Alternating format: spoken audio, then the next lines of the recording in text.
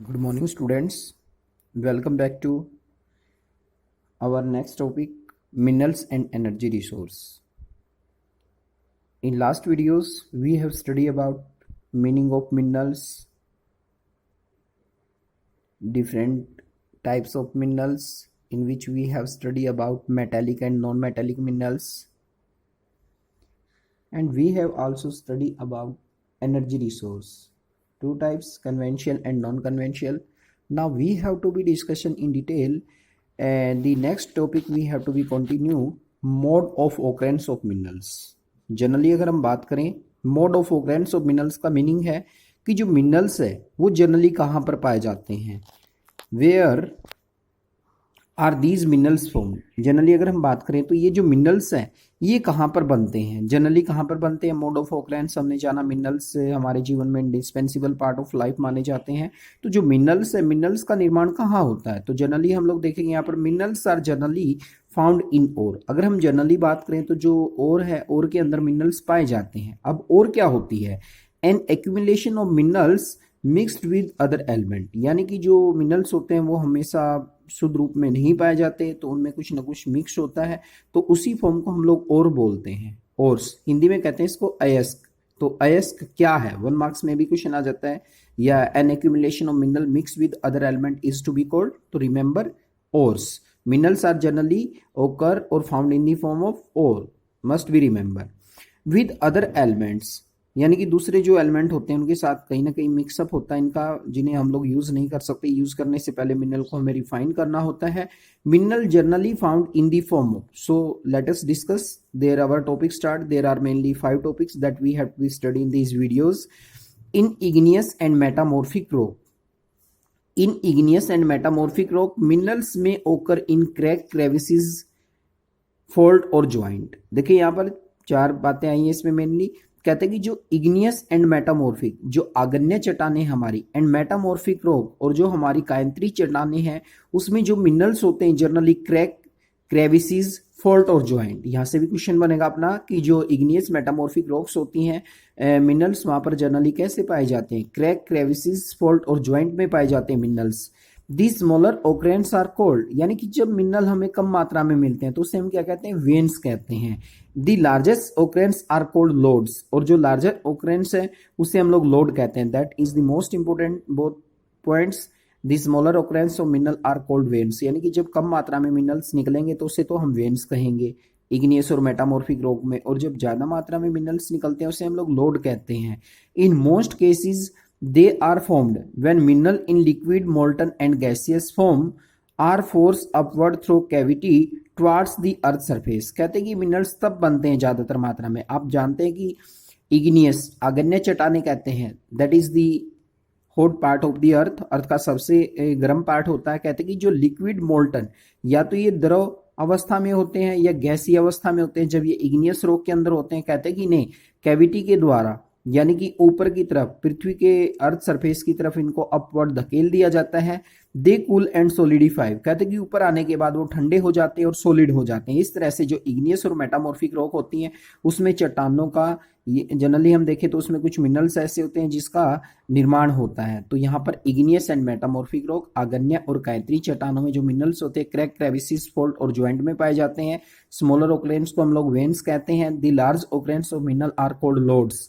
In most cases they are formed when minerals liquid and molten, ये hot part होता है अर्थ का। तो यहाँ पर जितने भी मिनरल होते हैं तो वो लिक्विड फॉर्म में होते हैं, लिक्विड मोल्टन मीन्स सेम होता है इनका यहाँ पर, या फिर गैसीय अवस्था में होते हैं। और जब कैविटी के द्वारा उनको अपवर्ड धकेल दिया जाता है, दे कूल एंड सोलिफाई, कहते हैं कि वो जनरली हम लोग बात करें तो अपर पार्ट में आने के बाद वो क्या होते हैं, ठंडे हो जाते हैं, सॉलिड, ठोस बन जाते हैं। और कौन से मिनरल्स होते हैं जो इग्नियस और मेटामॉर्फिक रॉक में पाए जाते हैं, example tin, copper, zinc and lead are obtain from veins and lode. Most important question है, जनरली पूछ लेते हैं कि कौन से मिनरल्स हैं जो इग्नियस एंड मेटामॉर्फिक रॉक से निकाले जाते हैं या फिर वेन्स और लोड में पाए जाते हैं। Tin, copper, zinc and lead, you must have to be remember all these minerals which are obtain from veins and lodes. And next second topic is in sedimentary rock.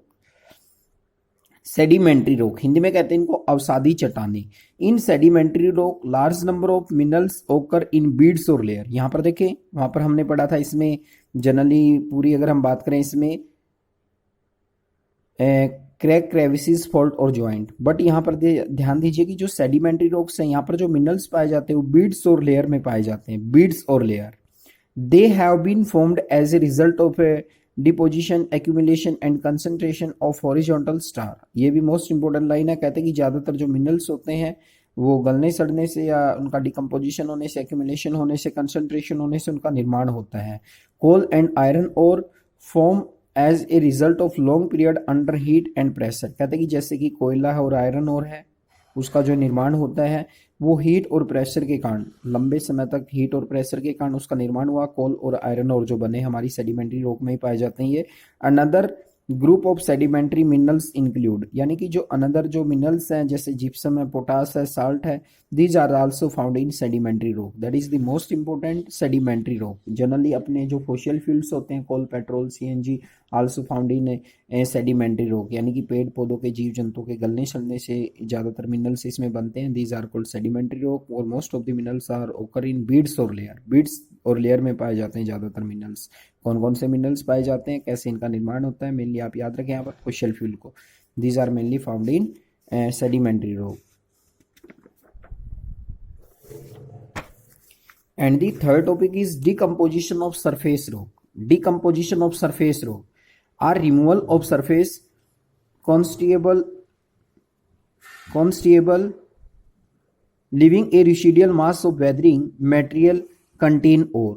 कहते हैं कि ज्यादातर कुछ मिनरल्स ऐसे होते हैं जिनका जनरली क्या कह सकते हैं हम लोग, कुछ चट्टानें होती हैं, चट्टानों के टूटने से जिनका निर्माण होता है। यहाँ पर आप लोग एग्जाम्पल याद रखें, bauxite is an example. Decomposition of surface rock, यानी कि जो चट्टानें होती है, चट्टानों की सतह के टूटने से कौन से मिनरल्स का निर्माण होता है। ज्यादातर क्वेश्चन यही पूछा जाता है, तो may be remember bauxite. Decomposition of surface rock में हम याद रखेंगे बॉक्साइट को, तो बॉक्साइट का निर्माण होता है डिकम्पोजिशन ऑफ सरफेस रॉक के।